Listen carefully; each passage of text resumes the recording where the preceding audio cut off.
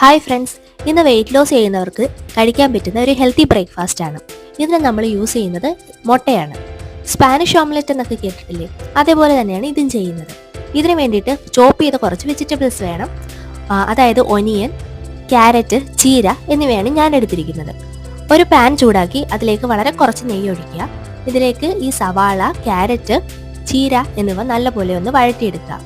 തീ നന്നായി കുറച്ച് വെച്ച് അടച്ചു വെച്ച് 1 മിനിറ്റ് വരെ ഒന്ന് വേവിച്ചെടുക്കാം.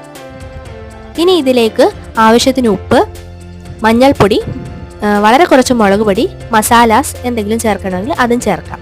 ഇതിലേക്ക് ഒരു 3 മുട്ട ബീറ്റ് ചെയ്തത് ചേർത്ത് കൊടുക്കുക. ആവശ്യത്തിന് ഉപ്പും കുരുമുളക് പൊടിയും വിതറി കൊടുക്കുക. നല്ലപോലെ ചെറിയ ഫ്ലെയിമിൽ വെച്ചിട്ട് അടച്ച് വേവിക്കുക. തിരിച്ചിട്ട് വേവിച്ചെടുക്കുക. ഇതൊരു ഹെൽത്തി ബ്രേക്ക്ഫാസ്റ്റ് മീലായിട്ട് കഴിക്കാവുന്നതാണ്.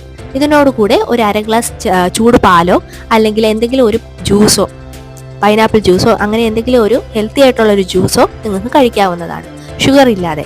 ഇത് വെയിറ്റ് ലോസ് ചെയ്യുന്നവർക്ക് കഴിക്കാവുന്ന ഹെൽത്തി ആയിട്ടുള്ള ഒരു ബ്രേക്ക്ഫാസ്റ്റ് ആണ്. കൂടുതൽ ഹെൽത്ത് ടിപ്സ് വേണ്ടി ചാനൽ സബ്സ്ക്രൈബ് ചെയ്യൂ.